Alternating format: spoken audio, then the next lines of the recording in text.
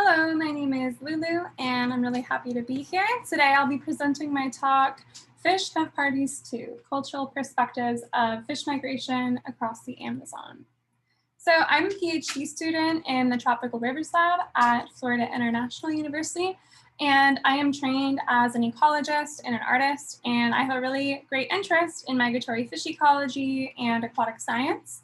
So in my readings over the past year on migratory fishes, I've read about a lot of the Amazonian cultures that share my interest in migratory fish ecology and conservation. So today I will be translating the knowledge held by Amazonian peoples whose culture I'm not a part of. So in doing this, I just hope to highlight the diversity of perspectives on fish migration that exist within the Amazon. So fish migration has captured the minds of human cultures around the world for millennia. The awe-inspiring scale and predictability of fish migrations inspires otherworldly ideas about where and why fishes migrate. And in the Amazon, you can witness some of the world's greatest migrations, such as that of the continental scale, reproductive migrations of the Goliath catfishes, who move more than 5,000 kilometers from the eastern delta in Brazil to their natal streams in the western Amazon. And then there are the lateral migrants who during the rainy season migrate hundreds of kilometers into the fully inundated, flooded forests, where they eat many falling fruits or may bury in the mud to stalk prey. And then some Amazonian fish migrations are simply perplexing, such as this video here from the Brazilian Amazon, which shows the highly synchronous movements of Semiprocolodus species. And despite our fascination, science has documented very little about the migratory patterns of inland fishes, and this is particularly the case for freshwater fish migrations of the Amazon basin. But just because science hasn't documented these things about migratory fish behavior and ecology, peoples of the Amazon have very rich knowledge about migratory fishes as they have been living here for hundreds of thousands of years. So today, I hope to highlight just a few case studies from across the Amazon that demonstrate how interwoven fishes are in the lives of riparian peoples. And so in this study, I'm asking first, how do indigenous groups in the Amazon characterize fish migrations in their cosmovision and in their culture? And second, what can we learn about fish migration and ecology from traditional knowledge systems in the Amazon? So to start out, I conducted a general literature review of existing ethnographic, anthropological, and gray literature. And as I was reading, 6 groups emerged as having these really intimate relationships with fishes and rivers. And so I examined these groups' creation stories and cultural narratives as initial case studies for these research questions. Now, in thinking about traditional and indigenous knowledge systems, it's really important to think about just their inherent value and the importance of having epistemic diversity and multiple ways of seeing. And so my goal with this study is not to assimilate indigenous knowledge of fish migration into scientific knowledge systems, but to highlight the richness of ideas and celebrate the hypotheses about fishes that emerge when people interact with animal migration. So this map here displays the general territories of the indigenous peoples whose ideas I'm exploring today, from the Shipibo in Peru to the Inawene in central Brazil. And again, you can see here there are more than 400 indigenous groups across the Amazon, and I do not aim to generalize or draw too many assumptions about worldviews, and these ideas vary from person to person, not only culture to culture. So I identified a total of 15 taxa across these creation stories and cultural narratives, and 5 of these fishes were recurring cultural keystone species, meaning they just were very significant across multiple different types of narratives. Now, these fishes are all migratory, and it includes the peacock bass and Arapaima. And fishes were featured in every creation story that I reviewed. So there was variation in the role that these fishes played in the story. For example, in the Tucana and Tuyuca creation stories, human people were created from fishes directly, and fishes remain a separate form of peoples and spirits. And then other indigenous groups describe some sort of conflict with the fish people that explain where we are today and the conditions that we live under today as humans. Now, in a majority of the stories that I read, cultures provided a really clear explanation of the drivers of fish migration or proposed some kind of environmental cue that signaled fish movement. And a really clear example of this was with the Inuit, who during these annual reproductive migration of various migratory fishes, the Inuit play out this cosmic dance that has been occurring between fish people and humans for thousands of years since the beginning of the Inuit's origin.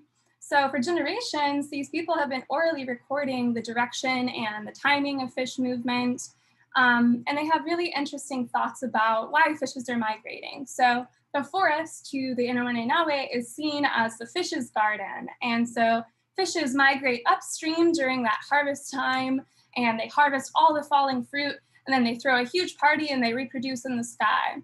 So the Inuit know to set up these dams right as the fish are moving up to harvest their fruits. And they can have very distinct, ways of thinking about the changing of the seasons. So from the Inuit, we can learn about the order of fish movement, the direction, and the timing of fish migrations, as well as their distribution. Now, in the Tukana and Tuduka cultures, some migratory fishes have their own very specific origin stories. For example, the Gymnotiformes formed from the devil's guts, and Arapaima and other species formed from the anaconda's scales when they were scraped off as a man dragged the anaconda across the forest. Now, more generally, a few other themes emerged throughout my readings that really illuminate how indigenous peoples in these Amazonian groups think about fishes in their daily life. So fishes signify abundance and fertility. The presence of fish connects to cosmic cycles of birth and death, which is really demonstrated here on the right. And fish migrations also generally represent this transfer of energy from one world to another, because in many cultures, fishes have the ability to move across spiritual heavens, hells, and our physical world. So in the same vein, beings that move across these worlds have a really high spiritual value, and this is most easily exemplified in the anaconda. Anacondas can move from the forest to the waterways, and so the anaconda is seen as the mother or the spirit of both fishes and people, because we are all merging across these different worlds. And in the same vein, cosmologies warn against overfishing because we can disrupt this balance and this movement across worlds. And so one really clear example of this is in the Kishinewa culture, where spirits often take the forms of fish. So overfishing upsets this natural balance, leads to cosmic consequences, and is connected with betrayal of the spiritual world. So for this reason, we see a series across the cultures, specific seasonal and age-based restrictions on when and which fish you can eat. And so this is really displayed in the Tuyuka seasonal calendar, which is an image here on the right.